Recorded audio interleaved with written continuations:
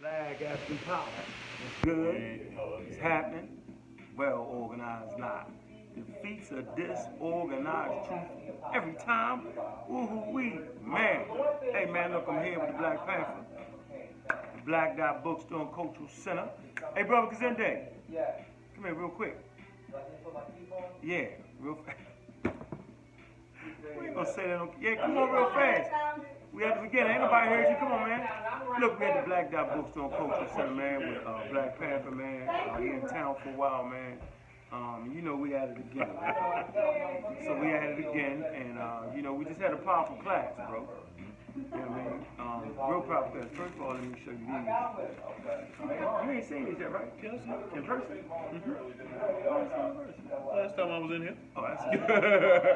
All right, here we go right here, yo. These pretty tight right here, man. Y'all can go to Ab's website and they got a site. Let me get my partner here real quick. Get back here, man. Hey.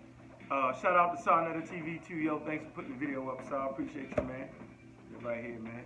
It's my partner right here, because in there y'all might don't know him, man. He's president of the Black Dot Bookstore and Cultural Center. It's my main man. He actually brought me aboard, allowed me to be part of this thing right here, man. You want to say something real quick, bro? What's up, fam? How you doing? Peace. I'm acting like y'all talking back to me because I'm thinking about something real funny to say about my man. I ain't got you yet, but ain't gonna get it. But it's coming. But glad to have you in the house, in our house. When you come in the city, please come by and check us out. Address, man. Give me the address, bro. 6984. You know the address? Main Street, Lithonia, GA. He told me I couldn't get him. I'm gonna hook him up on something. But, and that's Black Dot Cultural Center and Bookstore. Thank you. Y'all can Google that, and you know, I don't have people around me unless they're experts in subject matter. What subject matter you're expert in? Explain it to the people. What you like to do? What you like to teach on? I like politics. So we're gonna be bringing a class to Sarnetta TV. You know what I'm saying? I'm the Raw Squad dealing with the politics. It kind of changed my mind on politics a little bit. Very important. What I try to press upon you or anyone is politics is the management system of our economy, our community. You can interchange community with economy. So in everything we do is politics in it. So we're not engaging and someone else is controlling it. We can't control what we do, particularly in our own areas. Peace. And I seen it working firsthand. You know what I'm talking about? Situation. And you come out here? Yeah. How you worked them? How you did that? You know what I'm talking about? We can't say it. You know what I'm talking about, right? I seen it seen it with my own eyes. How it's so important. You know what I'm saying? To be integrated and understand your community. Well, I think what's important is that since we control the politics in this community, we're in partnership with the city government. We're in partnership with the police department. We're in partnership with the education system. So it's incumbent upon us to develop relationships that is mutual respect. So when things do happen, we can talk instead of jabbing at each other. And at the end of the day, we all were able to understand what needed to be done. That's right. So police understood what needed to be done. We as men in the community knew what needed to be done. We took action. I'm just gonna put it out there. We took action, right? But we didn't break the law. Otherwise, we wouldn't be sitting here, right? So, but I'm a firm believer that if the more black men stand up in their communities, the more we can rid the community of what we all know we don't need. So you allow the pervert, you allow drugs, you allow thieves in your community. You know, it don't always have to be the police that police that. That's right. You know, and that's the community that we're trying to build right here. No, we building that, and we, you know, Green Love Kitchen, you know what I'm saying? Right here, it's the cornerstone. And I just really appreciate the way y'all been moving. You know what I'm saying? This thing, I seen this thing on a video. I don't know what video it was, right? And I seen Black somebody Wall came Street through. video. Yeah, right? And this before, and you know what I mean? I was like, man, that's interesting. You know what I'm saying? And then when I actually came down, I still didn't recognize that was the actual place for the video. Right. You know what I'm saying? Not until after we started building this right here, that I realized, wow, you know what I'm saying? That this is, you know what I'm saying? But, man, right there, man, yo, you like run a community. You like the, what? far as the business, what is it called? I'm the liaison. I'm the liaison. political liaison between the Lithonia Business Association and the city government. Right. I'm kind of the elder as well. Play that old music in there, yo. You know that old music. Hey, I ain't ashamed of that. The 70s produced the best music. I don't care what anybody says. I see y'all. But I didn't say anything. All genres was in the 70s. But I didn't say anything. Oh, okay. Yeah, I didn't say that. I feel you. I'm reading I ain't your gonna argue with energy you over there. today. But this is a small town. It's 1 square mile. It's 97% black. We got less than 3% crime in this town.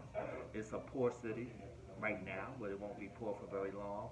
Every business in this 2-block strip is black owned. Half the buildings are owned by brothers and sisters. So we're not just putting businesses, we're buying the bill. We attend city council meetings every month. We're engaged, right? So if we want to change the trajectory, we got to get involved. We can't just talk about it. We're not sideline preachers around here. We actually get engaged In the with community. This is what I needed. We got the young boys coming in here, the 12-year-olds, 13, 14-year-olds. You know, we raising them up.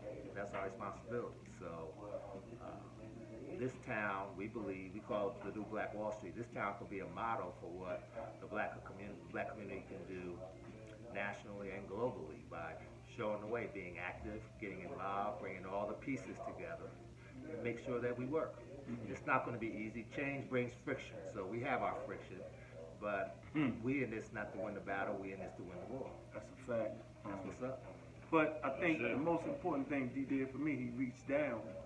Right? He wasn't selfish. He could have been selfish. Across. You want to say reach across? Okay, reach across. And you want to say and he reached out. He could have been like, ah. You know what I'm saying? He kind of got on my nerves. Like, come on, what you gonna do? You remember that, right? I do. Well, it's how many of us are in position to start our own business? Yeah. It takes capital, right? Yeah. So Wayne Love Kitchen gave me the opportunity. They gave me a little 12-by-9 spot to set up my bookstore. Right. That didn't cost me a lot of money. So when this space came available, I'm like, pay it forward. So give another brother a shot. One day you might have your own garment, sneaker store, whatever it is you want, and then some other young brother or sister gonna come around and be like, hey, you're gonna get them a leg up. So, you know, for those of us that are serious and putting in work, that's how we gotta do it. We can't sit on the sidelines talking about if I coulda, woulda, shoulda. No. We actually do it and give people a spot. You put the work in and then you build.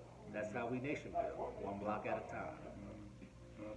Hey, appreciate you, bro. We're gonna do this regular, man. Make sure you come Still through. gonna get you, brother. Make I'm sure. gonna find something. I'm gonna get you. How you gonna try it? See, that's the thing. When you're too old to get anybody at this point, you ain't get nobody. How you gonna? Wait a minute. Too quick. Y'all might not can see me, but I got an unk stopper for you. I just every time he get gotten here, I got something for him. I just want you to listen. Oh man, he ain't got me thinking about it. Listen. Got a bill there. That bill was put up there specifically for the unk check. Every time he get checked in here, and it's more than what you think, Oh, man, I have to run over there and ring the bell. Oh man, see, he just. Wow. Yeah. Yeah. Well, okay. He ring that bell based off a level of not understanding information. I already know. All right. What did you just say? I said you ring that bell based off of not understanding the information. Oh man, see, there you go again. So look, anyway, moving forward, so we got these two. You looked at them two then? Mm-hmm. I looked at them. You know, I ain't from up north. Yeah. That's the up north stuff. The up north Nat Turner. The up so y'all north know what it is, 99. man. So look, anyway, we had a powerful class in here, man. This weekend, didn't we? Mm-hmm. What was you teaching on? Jamaica?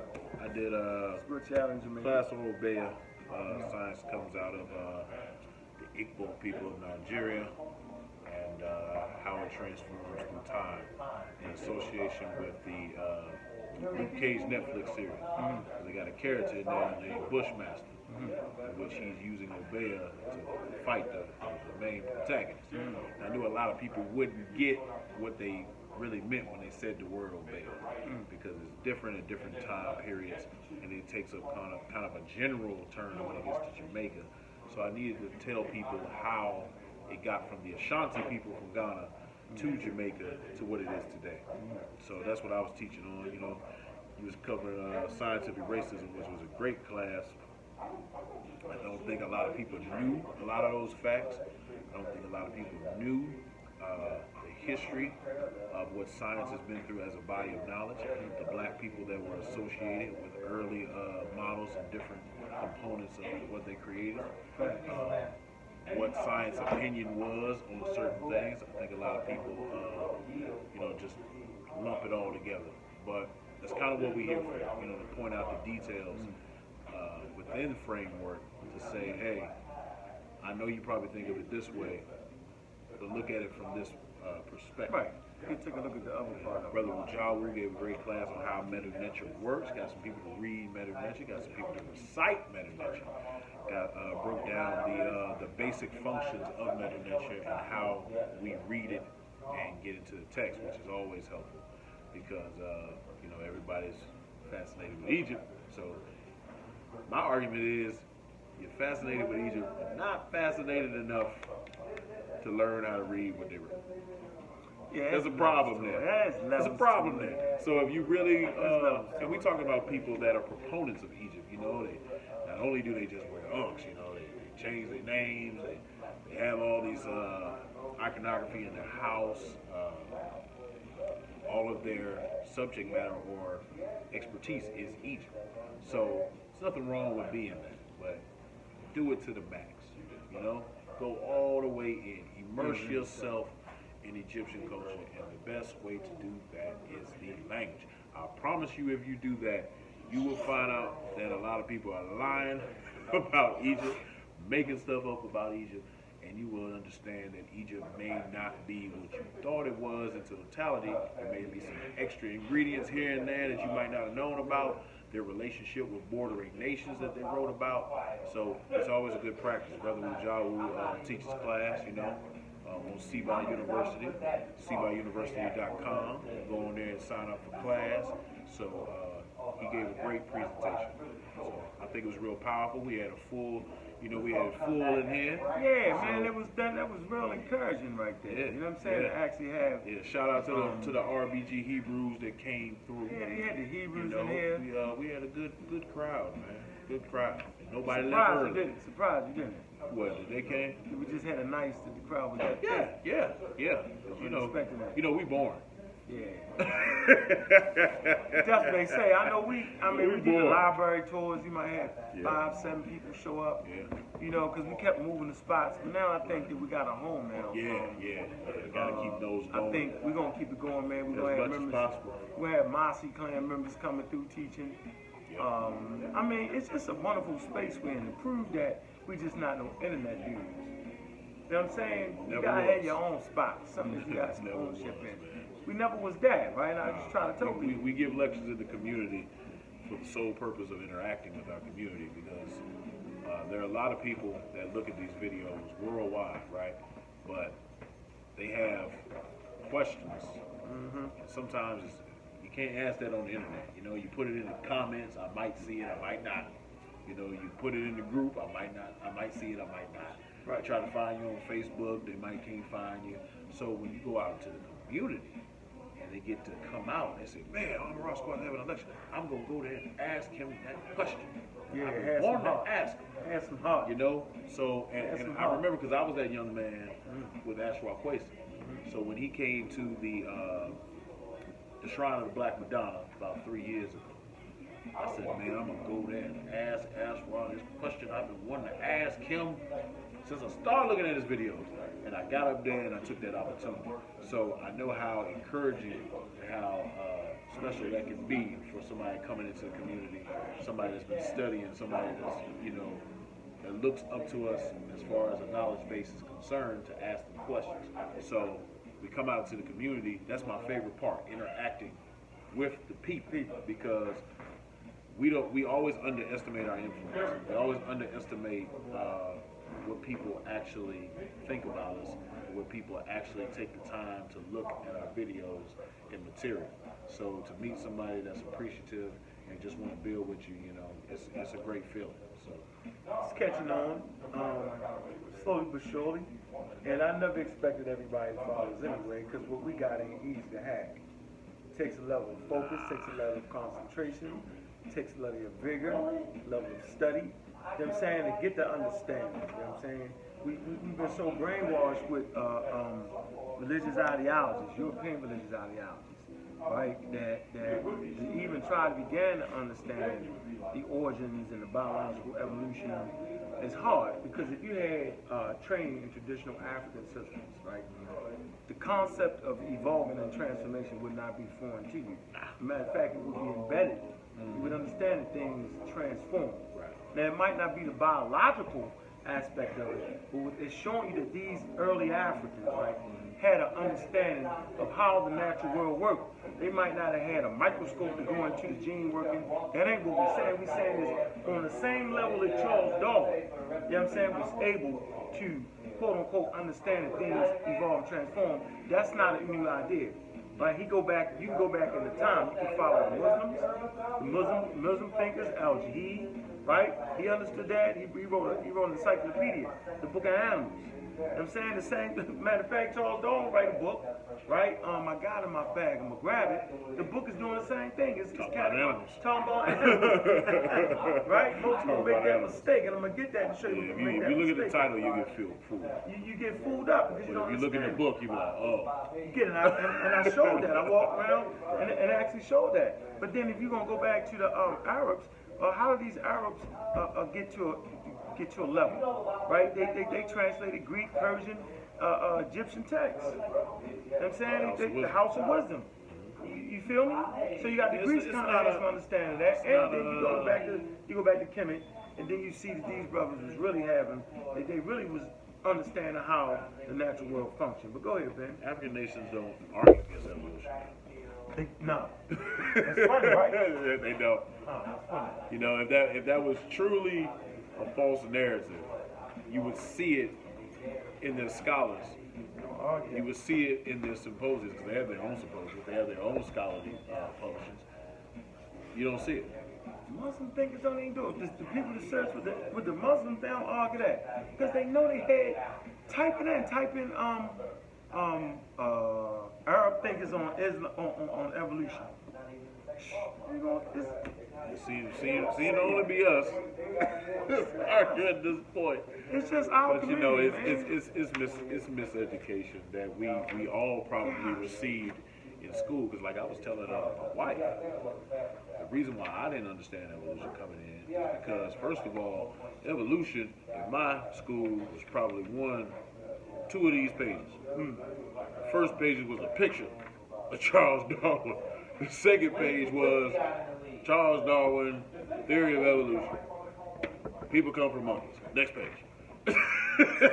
And a whole new topic. That was it. That was my high school experience with evolution. So that's pretty much what I thought about evolution until I was an adult. So, our miseducation starts with our upbringing of education and schooling. We don't get books like this. No. This book was not in my library. So see what the title is right here, the extended version of the title. On the origin of species by means of natural selection.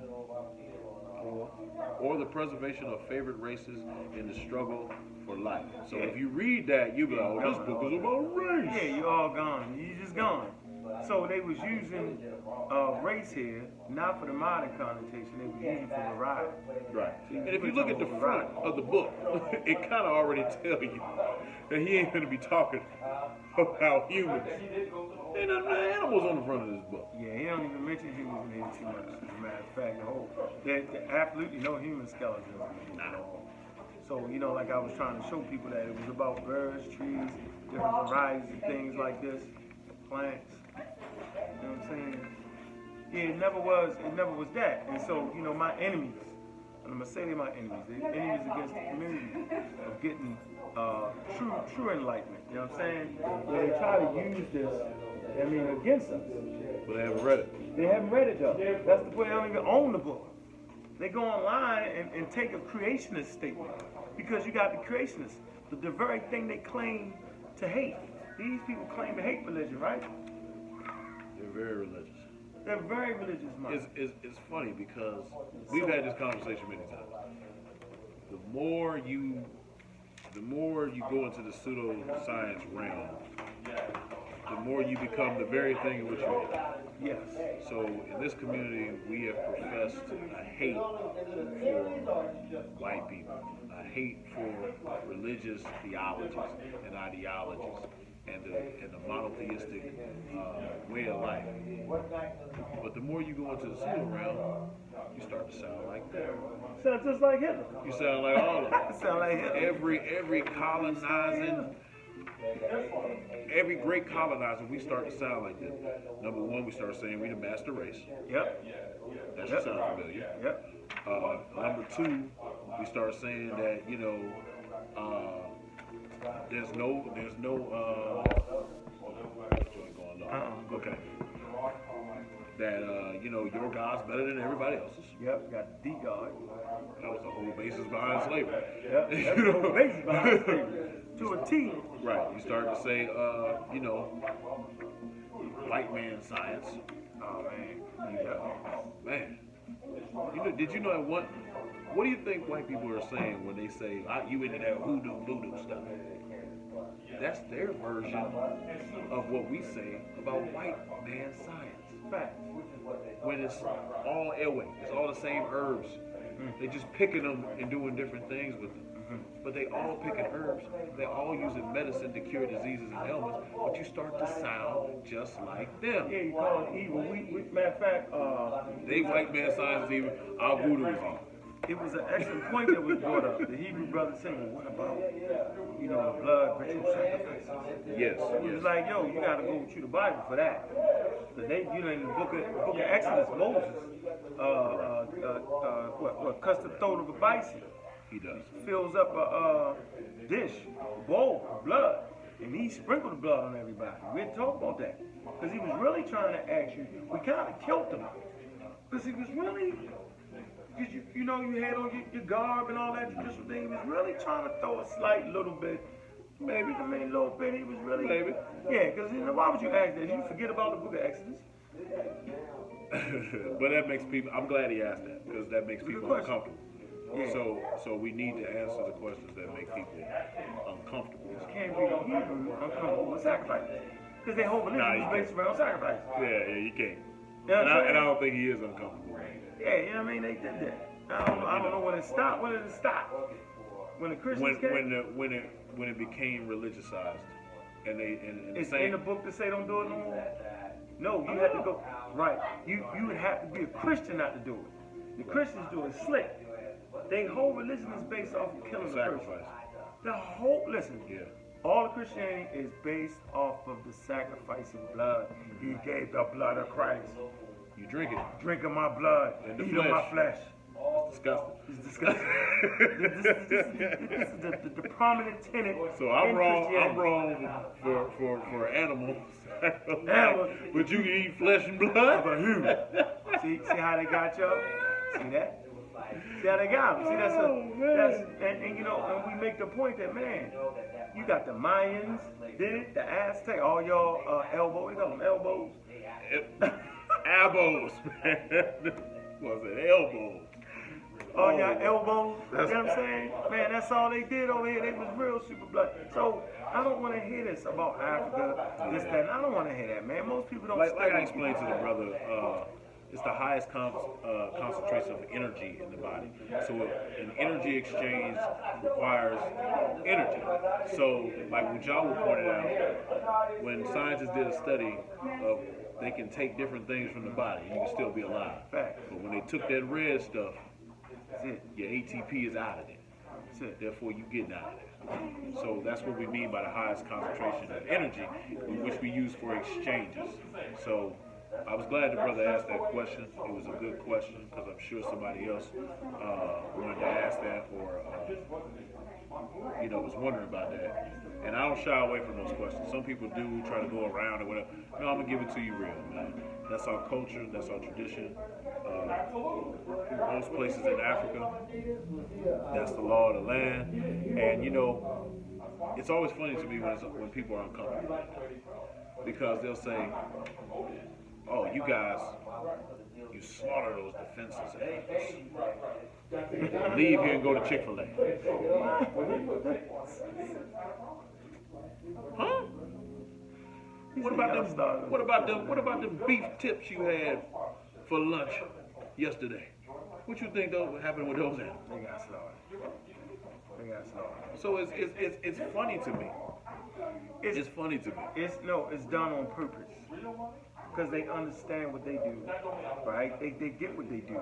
And so let's come here. Bookstore, y'all come to the bookstore and get this. John G. Jackson. Yeah, Introduction to African Civilization, right? John Jackson, right? You got, let's see who wrote the introduction in this. Because he talks about, as a matter of fact, you go to the Roku? And it's another person. African origin of man. So he's talking about evolution in that chapter, right? Yeah. So when you come to the first forward, you have the forward is written by Unika Rashidi, right? And let's see who introduction is written by. So you're not going to write an introduction to a book that you're not in agreement with. No. Okay? And so since it's talking about the origin of civilization. Right there. Well, you just hit a point though right there. All of our great scholars that y'all love and quote. Who wrote that? Oh, that's John Henry Clark. John Henry Clark. So y'all was busy so Dr. laughing, Ben, throwing tomatoes at Unc and this and throwing tomatoes. You man, you teaching the monkey shit in the community. So let's do a quick count. We got John G. Jackson. John G. Jackson. We got John Henry Clark. John Henry Clark. We got Dr. Ben. Dr. Ben. We got Renoko Rashidi. Nigga Rashidi. We got Charles Finch. Charles Finch. He just did an excellent presentation with his daughter. Yep. Talking about evolution. On his page on Facebook, if you don't believe me. He was talking about how vitamins be synthesized in the skin. Right. Based off like he was hitting them like right. Go ahead. And he was naming all the fossils, Australopithecus and all of that. Okay, evolution. Jesus, go ahead. Check out the show. Facts. You already know. You already know the great that Senegalese doctor was killer. Theophile Obenga. You went there, did you not go there?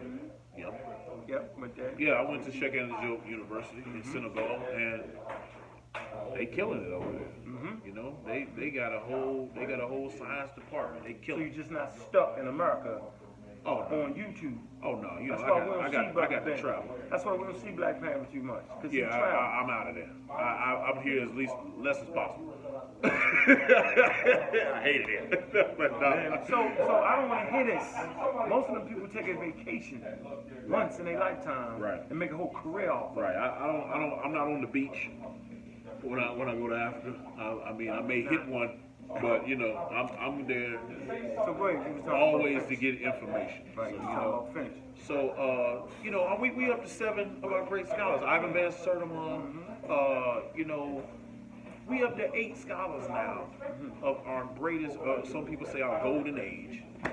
It was. In which, you know, forgot one. Forgot one. So, Man, God, civilization. They go Ivan work. So blacks and science. So how do we get from these great minds to now it being looked at as almost taboo?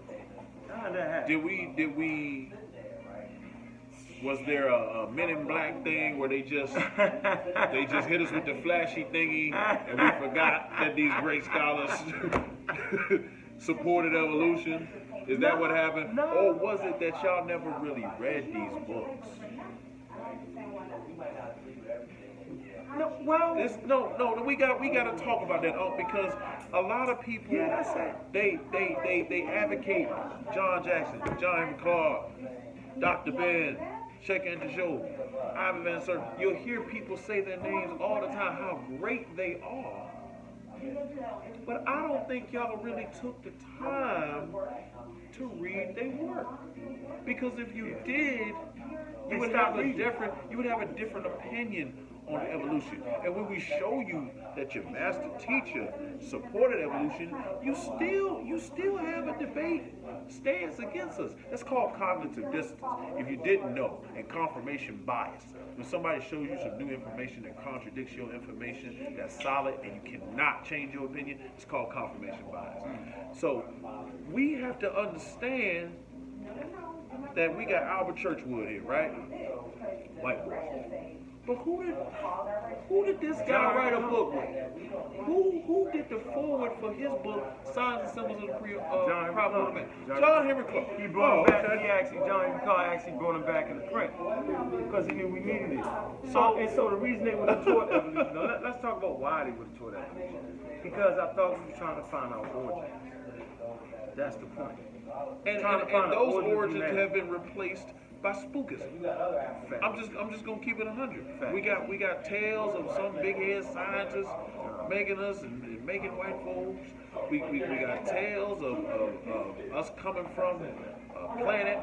We got all these, but your master teachers, who y'all agree with us and say these are some of our greatest teachers, they didn't believe that. They believed in evolution.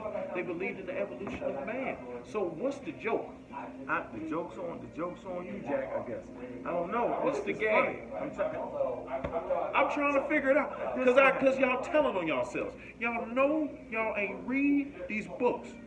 But this is the funny thing. They will tell you. That's the first place I came across Charles Darwin. They will tell you. Yeah, right here, he call him Sir.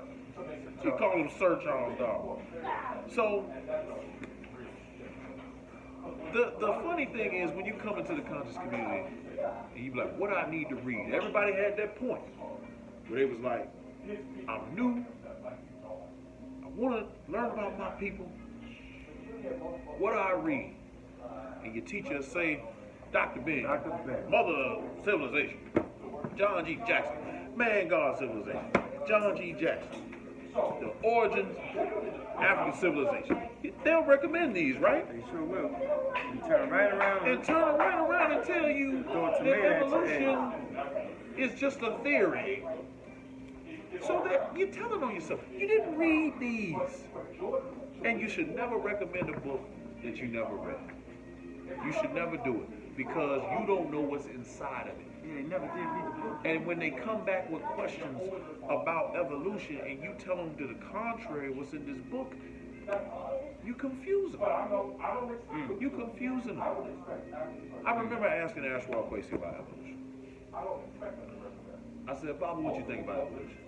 You know what he said to me? What? He said, we just going to ignore all those African hominids in Africa? That's what he said to me. Which tells me he was a real student of this man. That's right. A real student of Dr. Ben. Because he knew. You ask other people that claim to be students, they will tell you something against Dr. Ben, but claim that he was the best thing since sliced bread, and I'm like, how? I'm like, how? It's like almost pseudo blunt. It's like he ain't the only one. It's others, but it's like studying from Michael Jordan and being against the fadeaway. Yeah, how you gonna be against the fadeaway? How do you do that? In the dunk. I don't like the dunk. Dunk is the first half, the first protect. Yeah, I don't like the dunk. It's not effective. Yeah. But I'm a student of Jordan. I trained with him. No, you didn't. No, you couldn't have because you know that was. So y'all telling on yourselves in the community at the end of the day. At the end of the day, y'all telling on yourselves and y'all telling us who your real master teachers are.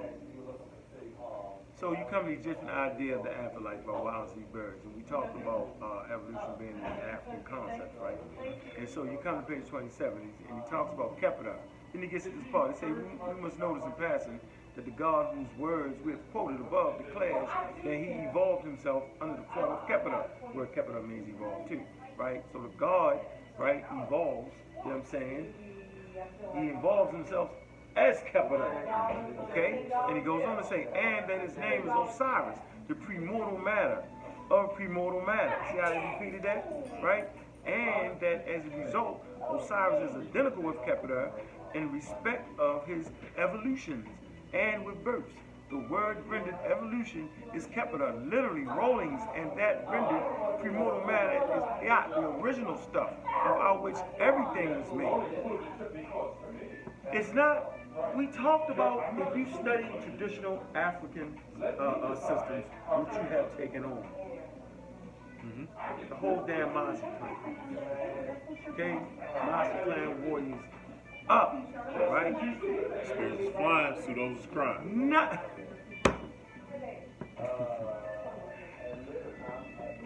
If you study traditional Africa and their systems, the cosmos, all that is based off of things transforming and everything being interconnected. And I say this over and over again.